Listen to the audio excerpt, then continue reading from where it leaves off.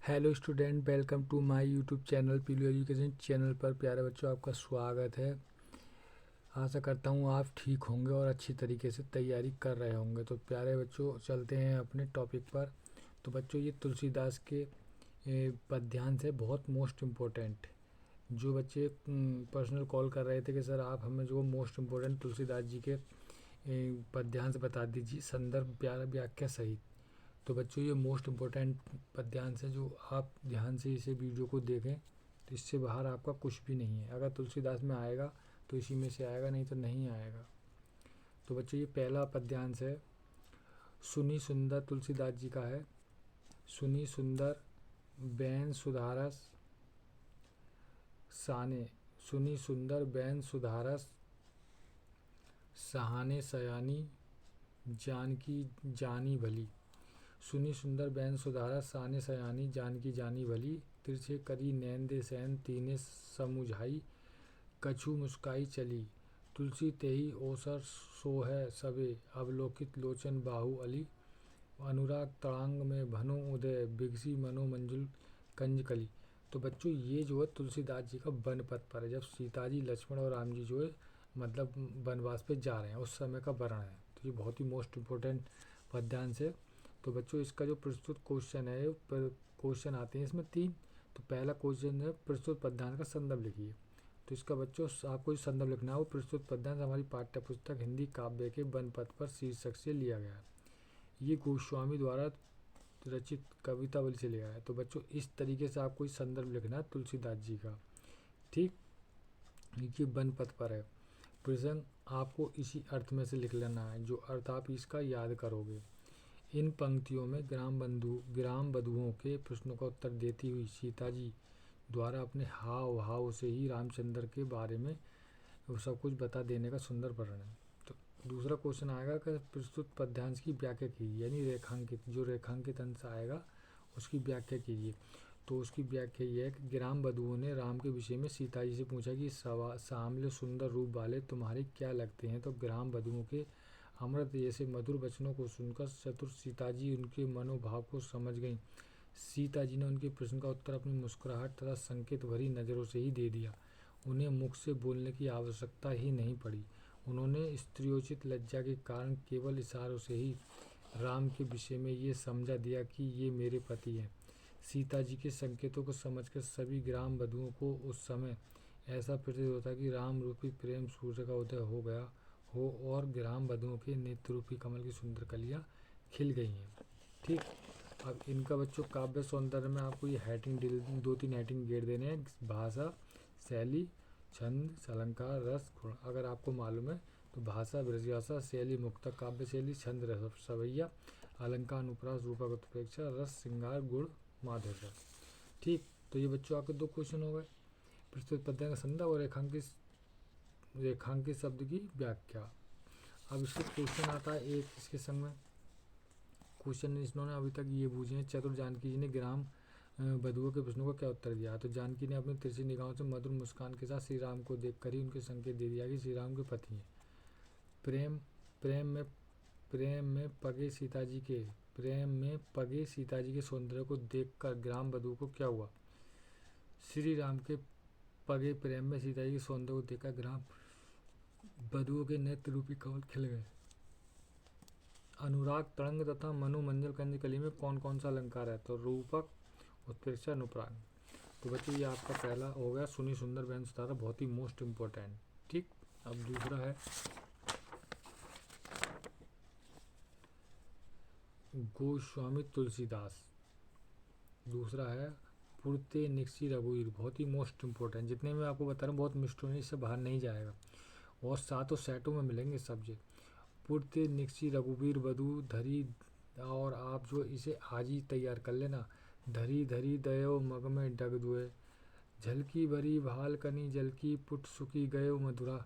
धर बे फिर बुझती है चलनो अब केतिक, पर्ण कुटी करियो कित है।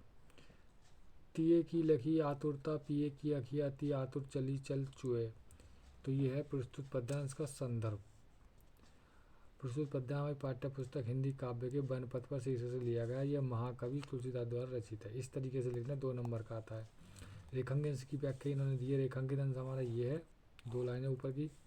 उसके बाद ये अर्थ दिया, राम लक्ष्मण और सीता अयोध्या से निकलकर वन मार्ग पर थोड़ा सा ही चले थे कि सदा महलों के वैभव में पली सुकुमारी सीता जी थक गईं। उन्होंने नगर से निकलकर वनपथ पर बड़े धीरे से 2 कदम ही रखे थे कि उनके मस्तक पर थकान के कारण पसीने की बूंदें छलकने लगी और उनके दोनों कोमल सुंदर होठ प्यास से सूख गए। तो बच्चे एक इनके संग में क्वेश्चन आता, तो अब तक जो जो क्वेश्चन पूछे मैं आपको बता देता हूँ। सीता जी की थकावट से उत्पन्न व्याकुलता को समझकर राम जी की क्या दशा हुई। सीता जी की थकावट से उत्पन्न व्याकुलता को समझकर रामचंद्र जी की आंखों में आंसू आ गए। अच्छा, अगला क्वेश्चन है, कौन नगर से निकलकर वनपथ पर अग्रसर हो रहे हैं। राम, सीता जी एवं लक्ष्मण नगर से निकलकर जंगल की ओर चले। फिर बुझती है चलनो अब खेती पर्णकुटी करी हो कित है। तो बच्चों जो क्वेश्चन अभी तक आए हैं इन्हीं में से ही क्वेश्चन आता है, कोई बाहर से नहीं आता है। तो जो क्वेश्चन आए हुए हैं वही क्वेश्चन मैंने आपको बताए हैं। तो प्रस्तुत पंक्तियों का आशय इन्होंने लिख दिया, इसका अर्थ दे दिया है। ठीक, जैसा ऊपर दिया है वही इसका अर्थ है। अगला क्वेश्चन है, जानकी जी राम जी से क्या पूछने लगी। जानकी जी राम जी पूछने लगी हमें कितना और चलना है और कुटी कहाँ पर बनाएंगे। ठीक, तो ये आपका हो गया दूसरा, पुरते निक्सी रघुबीर। और इसके बाद है आपका चौथा, रानी में जानी। रानी में जानी अजानी महापत्री पाहुनु ते कठोर यो है। राजू काज अकाज न जनियो कहियो तिये को जिन कान कियो है। ऐसी मनोहर मूर्ति ये बिछुरे कैसे प्रीतम लोग जियो है। अखिन में राखीवे जोक इन्हें कीमी के बनवा दियो है। तो बहुत ही मोस्ट इम्पोर्टेंट है ये आपका तीसरा, तुलसीदास जी का वनपथ पर।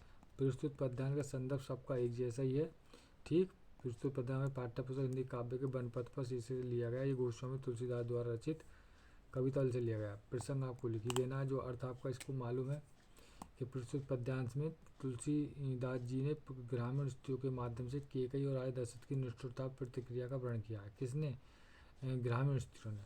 तो रेखांकित अंश की व्याख्या, तो रेखांकित अंश देखो यहाँ से यहाँ तक है। ठीक, इसकी व्याख्या, श्री राम और सीता जी लक्ष्मण वन में जा रहे हैं, उनके देखकर गांव की स्त्रियां आपस में वार्तालाप कर रही हैं। ऐसी मन को हरण करने वाली मूर्तियों को बिछुड़ जाने पर पता नहीं उनके चाहने वाले प्रेमी वाले कैसे जीवित हैं। हे सखी, ये राजकुमार आंखों में रहने योग्य हैं, भला इन तीनों को वनवास देते समय तनिक भी दया नहीं आई। ठीक, ये हो गया रेखांकित अंश। अब बच्चों इनके यहाँ ये क्वेश्चन,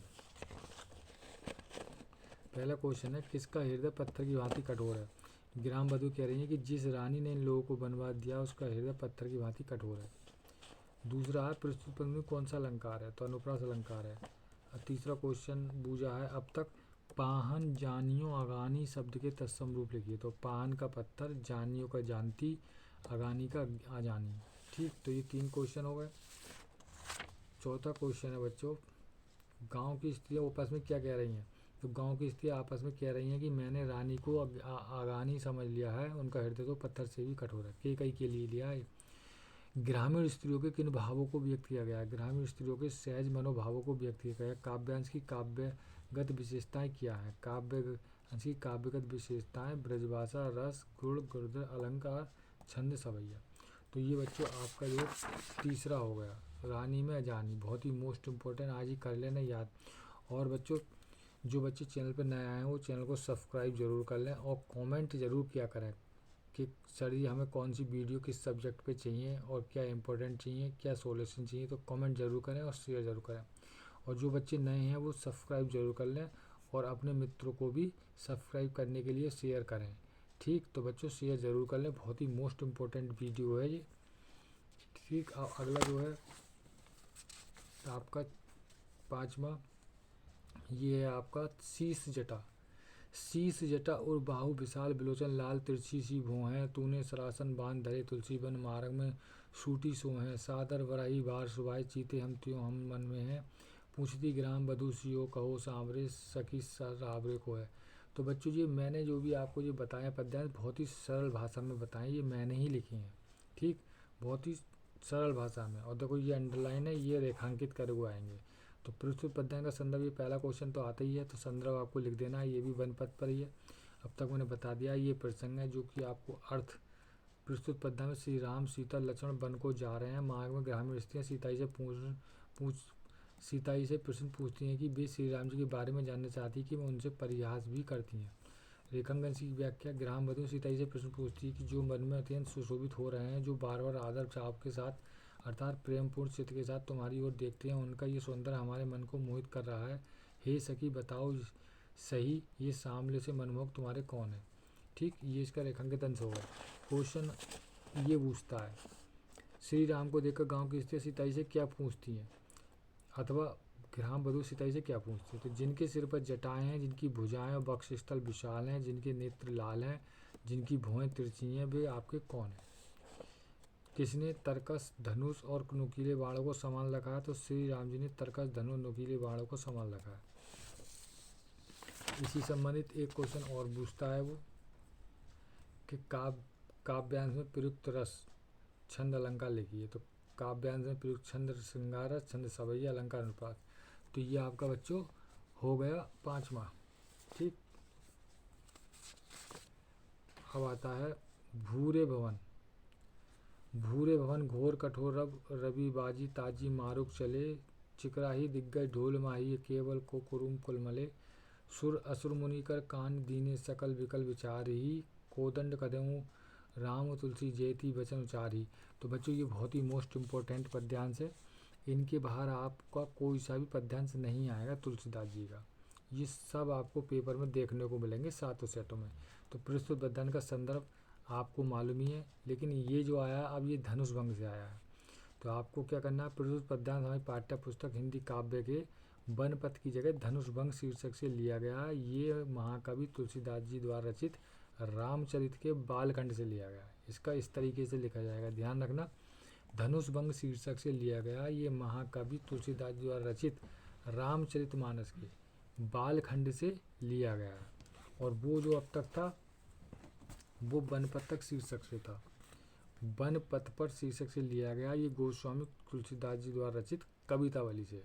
ठीक, बनपथक शीर्षक था और कवितावली से था, और ये जो है धनुष भंग शीर्षक से है और रामचरितमानस के बालखंड से लिया गया है। ठीक, तो इसलिए इम्पोर्टेंट हो जाता है। रेखांकित अंश की व्याख्या। शिव का धनुष टूटने पर गंभीर कठोर शब्द से संसार भर गया, सूर्य के घोड़े मार्ग छोड़कर चिल्लाने लगे, धरती डोलने लगी, शेषनाग वराह और कच्छप कुलमुला उठे। तुलसीदास जी कहते हैं कि जब सभी को ये ज्ञात हो गया कि प्रभु श्री राम ने धनुष तोड़ दिया, तो उसी की भयंकर ध्वनि है, तब सभी प्रभु श्री राम की जय जयकार करने लगे। धनुष टूटने का वर्णन किस प्रकार है, ये आ गया क्वेश्चन। धनुष टूटने का वर्णन अतिशोक्तिपूर्ण है। प्रस्तुत पंक्ति में कौन सा अलंकार है, उपमा अतिशोक्ति अनुप्रास अलंकार। तो ये आपका हो गया तुलसीदास जी का धनुष भंग से रामचरितमानस का भूरे भवन कठोर वाला। ठीक, इसी तरीके से एक ये इम्पोर्टेंट होता है, इसे देख लेना। दो लखनऊ लखू रघुवंश मानी ताकु हरे कौदंडू, पुलकी गात बोले वचन चरण चपी ब्रह्मांडू। तो ये धनुष भंग से है, देख लेना। दिशी कुंजू राहु से लेकर ये अंडरलाइन करा हुआ है। और इसका जो है प्रस्तुत पद्यांश मैंने आपको बताया दिया धनुष भंग का किस तरीके से, ये मैंने पूरे इसकी व्याख्या की है, ये आप देख लेना इसकी व्याख्या। ठीक, और लिखना कैसे है, तुलसीदास जी कहते हैं इस तरीके से कि जब लक्ष्मण जी ने देखा कि रघुकुल मणि श्री राम जी शिव जी के धनुष को खंडित करने की दृष्टि से देख रहे हैं, तो उनका शरीर आनंदित हो उठा। ठीक, इसी के क्वेश्चन आते हैं ये। लक्ष्मण जी किस किस को सावधान करते हैं, लक्ष्मण जी किसको धारण करने वाले कच्छप शेषनाग वराह को सावधान करते हैं। शिव का धनुष किया है, परशुराम के घमंड, मुनियों देवताओं का भय, सीता जी की चिंता और रानियों का दुख का कारण शिव धनुष ही है। प्रयुक्त भाषा रस अलंकार, भाषा अवधि रस सिंगास अलंकार रूपक, काव्य सुंदर इस तरीके से। तो ये बच्चे आपके हो गए धनुष भंग से। एक और धनुष भंग से है, वो आपको मैं बता देता हूँ। ये नृप केरिसी आशा निशनासी वचन नखत अवली नगासी। तो ये आपके 3 तो हो गए धनुष भंग से और 4 हो गए आपके बनपथ पर। ठीक, तो ये आपका इस तरीके से लिखा जाएगा धनुष भंग से। व्याख्या है ये रेखांकित अंश की। ठीक, रामचंद्र जी की चाल की भांति धनुष तोड़ने के लिए चले गए, ये आपका इस तरीके से लिखा जाएगा। तो ये आपके क्या हो गए साहब, ये आपके हो गए धनुष भंग से, ठीक। और ये हो गया आपका पुरते निक्सी, ठीक, पहला इम्पोर्टेंट। तो इनको आप बच्चों आज ही तैयार कर लेना, बहुत ही मोस्ट इम्पोर्टेंट है। और बच्चों जो बच्चे नए आए हों चैनल को सब्सक्राइब कर लें, लाइक कर लें और कमेंट ज़रूर करें और अपने संग साथियों को बता दें, बहुत ही मोस्ट इम्पोर्टेंट है। इससे बाहर आपका कुछ नहीं आएगा, आप इसे आज ही तैयार कर लें। और इसी तरीके की मोस्ट इम्पोर्टेंट वीडियो के साथ मिलते हैं अगले वीडियो में।